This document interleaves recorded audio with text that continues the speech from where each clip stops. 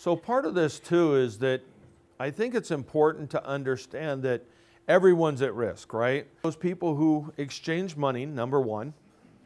So if they deliver goods or service or they deal with passengers, and usually taxi drivers fit into that category, or even those folks that pick up people at the airport and bring them back to the hotel and things like that, the shuttle service, those folks are probably more in harm's way than not, okay?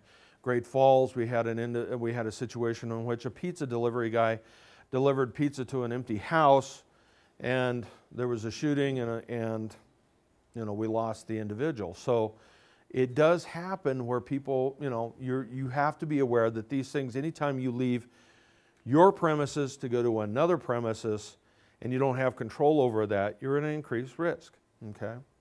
Workers who work alone or work in small groups are also at risk, at increased risk. And you know what, you know, you think about, you can look at the emergency rooms fit into that. You look at people who go out to other locations by themselves most of the time. Those people are at an increased risk. Convenience stores. Obviously, how many people do they have? Now during the day there's 3 or 4 people there maybe, but at nighttime, when it's the middle of the night, and where are those things at? Where they could be in a community setting, or sometimes they're in a high crime area too. So, you know, where are you located plays a huge part into this as well. So homes with extensive contact to the public could be at risk. So there's, you know, anytime you look at situations where you're isolated, you could be at an increased risk for these things. Healthcare workers are at the top of this list, so are social services folks that also play into this. They can be in there. So social workers, visiting nurses, psychiatric evaluators, and also your probation officers will fit into that situation as well. Community workers, gas, water, phone, cable. I put letter carriers up there and somebody said, remind me who those folks are again? These guys all go to other people's homes, and they have dogs. They can have angry customers that confront them, because obviously that you have to be careful, because you understand that even though those guys aren't in charge of the billing and they're not in charge of certain things, they are the face of the company. They are the face of the organization at that point. They're at higher risk. So retail workers, and the thing I bring up about retail workers is the fact that our society, how we approach this, right? If you're customer based, you usually start off with the customer's always right, because we want the customer to be happy. Taxi drivers, this is the one thing that you do that we tell everyone else not to do, right? Don't turn your back on anyone. What do? They put them in the back seat, and you can't see what these folks are doing behind you. So if you could ever design a taxi cab so that you could sit in the back and put people in the front, that would probably be the better situation, but that's not how our cars are designed. And even if you put that barrier up, if someone wants to harm you, they're going to find a way to harm you at the front seat. So if we start putting up statistics then, and we go to 2011 with some non-fatal violent crimes for 2011 was 572,000. Now that's nationwide, obviously. That's only ones that were reported. Yeah, think of the ones that weren't reported. From 93 to 2011, we had 521 victims of homicide. And in actuality, workplace homicides have decreased by 51% since 93.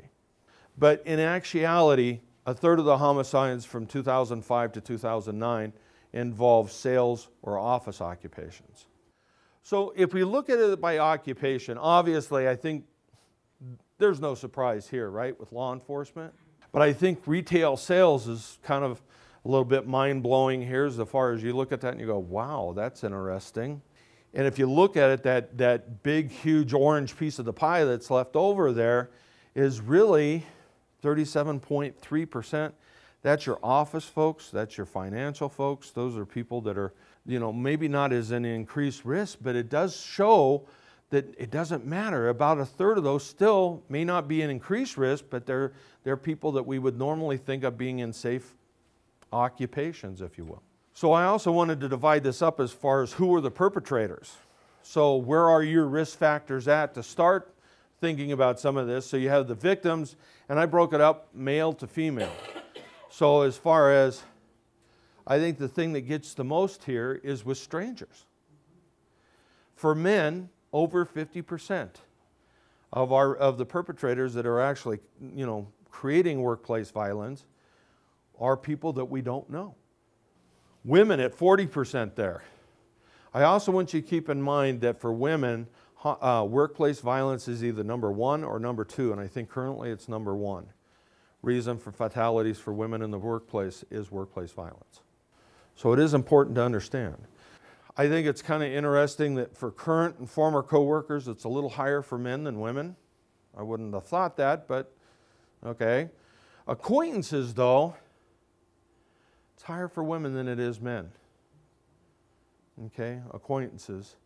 Customers, clients, and patients, higher for women. Unknown is just that they didn't categorize those. They happen, but they didn't categorize them. Supervisors, generally will pick more on women than they will men. Employees will again, affects men more than women. I think this is the one that gets me the most. So we talk about domestic abuse. We talk about that bleeding over into our workplace. And when we think about that, we think, okay, well, that happens quite a bit because that's what we hear a lot.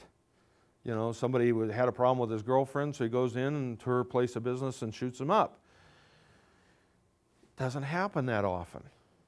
Now, what I don't want you to do from this, though, is say, well, I have limited resources, so we're only going to focus in on the stranger part.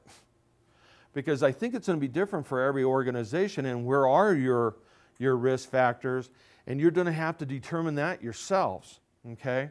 So I don't want you to sit there and go, well, it's more often or not it's going to happen from a stranger. Well, statistically wise, but it still happens everywhere else. So I don't want you to just say, use this as a way to say, I'm only going to do it here and not looking at the whole ball of wax.